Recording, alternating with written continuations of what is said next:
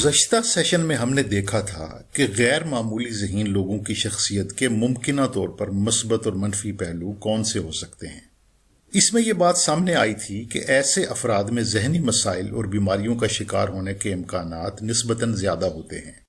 اس session میں ہم اس پر بات کریں گے کہ غیر معمولی ذہین لوگ اپنے ذہنی مسائل پر کیسے قابو پا سکتے ہیں۔ آگے بڑھنے سے پہلے ہمارا چینل سبسکرائب کر لیجئے اور بیل آئیکن کو بھی دبا دیجئے تاکہ ہماری تازہ ترین ویڈیوز آپ کو ملتی رہیں۔ یہ بات سبھی مانتے ہیں کہ اعلیٰ ذہانت ایک قیمتی سرمایہ ہے اور اس سے زندگی میں کامیابیوں کی راہیں کھلتی ہیں، لیکن دوسری طرف یہ افسردگی، اضطراب، الجھن اور بیماریوں کا باعث بھی بن سکتی ہے۔ ایسا کیوں ہے؟ اس کی ایک وجہ یہ سامنے آئی ہے کہ دراصل غیر معمولی ذہین لوگ بہت زیادہ سوچنا شروع کر دیتے ہیں۔ ان کے خیال میں اس طرح وہ ہر مسئلے کے حل تک پہنچ سکتے ہیں۔ وہ سوچتے ہیں تو سوچتے چلے جاتے ہیں، وہ کسی بات کی تہ تک پہنچنا چاہتے ہیں تو اپنے آس پاس سے کٹ کر اسی میں گم ہو جاتے ہیں، وہ بات کرتے ہیں تو کرتے ہی چلے جاتے ہیں۔ اگرچہ اس سے بہت سے مسئلے حل بھی ہو جاتے ہیں، لیکن سوچنے کا یہ عمل اگر جنون کی حدوں کو چھونے لگے تو یہ ایک ذہنی بیماری کی شکل اختیار کر سکتا ہے۔ یہ عادت افسردگی کی کیفیت پیدا کرنے کے ساتھ ساتھ ان کی جذباتی حالت کو غیر متوازن بنا سکتی ہے۔ یہ انہیں اپنے ماحول سے الگ تھلگ کرنے کا باعث بن سکتی ہے اور بالآخر لوگوں کو ان سے دور کر سکتی ہے۔ مینسا دنیا کے 2% اعلیٰ ترین آئی کیو کے مالک افراد کی ایک سوسائٹی ہے۔ مینسا کے ممبرز پر ایک تحقیق میں دیکھا گیا ہے کہ اوسط ذہانت کے لوگوں کے مقابلے میں ان کے اندر 182% زیادہ مزاج کی خرابیاں پیدا ہونے کا امکان ہے۔ ایسے لوگ بہت سی جسمانی بیماریوں کا شکار بھی ہو سکتے ہیں۔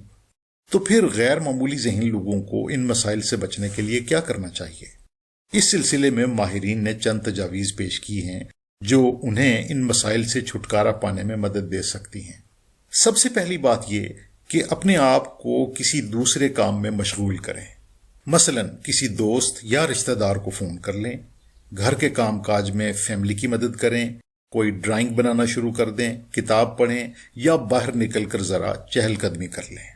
دوسری بات یہ کہ ایک ہی سوچ کو بار بار دہرانے کی بجائے اس سوچ کو عملی جامہ پہنانے کے لیے عملی اقدامات طے کریں، ایسے اقدامات جو حقیقت پسندانہ بھی ہوں۔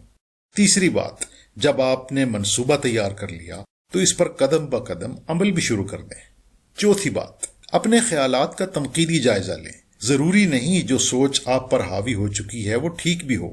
پانچویں بات، کمال پرستی یعنی ہر چیز کو غلطی کے بغیر کرنے کی کوشش اور غیر حقیقت پسندانہ مقاصد بھی آپ کو حد سے زیادہ سوچنے پر مجبور کر سکتے ہیں۔ لہٰذا اپنے لیے ایسے مقاصد طے کریں جنہیں حاصل کرنا آپ کے لیے ممکن ہو۔ چھٹی بات یہ کہ بعض اوقات خود اعتمادی اور عزت نفس کی کمی آپ کو بہت زیادہ سوچنے اور ڈپریشن میں مبتلا کر سکتی ہے۔ آپ خود اعتمادی کو کئی طریقوں سے بڑھا سکتے ہیں۔ مثلا آپ اپنی صلاحیتوں کے مطابق کسی مہارت پر عبور حاصل کر سکتے ہیں، یا کچھ لوگ نفسیاتی علاج کے ذریعے بھی خود اعتمادی میں اضافہ کر سکتے ہیں۔ ساتویں بات، عبادات کا اہتمام آپ کی سوچوں کو یکسو اور آپ کے جذبات کو متوازن کرنے میں بہت مدد دیتا ہے۔ کسی پرسکون گوشے میں کامل یکسوئی کے ساتھ عبادت کریں اور پھر اس کے نتائج دیکھیں۔ آٹھویں بات یہ کہ اپنی سوچوں کے محرکات کو سمجھنے کی کوشش کریں۔ مثلا کہاں، کس وقت، کس کے ساتھ یا کس کام کے دوران میں آپ پر ایسی سوچیں طاری ہوتی ہیں، ان سے ممکنہ حد تک بچنے کی کوشش کریں۔ نویں بات یہ کہ سوچوں میں گم رہنا آپ کو دوسروں سے الگ تھلگ کر سکتا ہے، لہٰذا اپنی سوچوں کے بارے میں کسی ایسے دوست سے بات کریں جو سوچوں کا دائرہ توڑنے میں آپ کی مدد کر سکے۔ ایسا نہ ہو کہ وہ بھی آپ کے ساتھ مل کر انہی سوچوں میں گم ہو جائے۔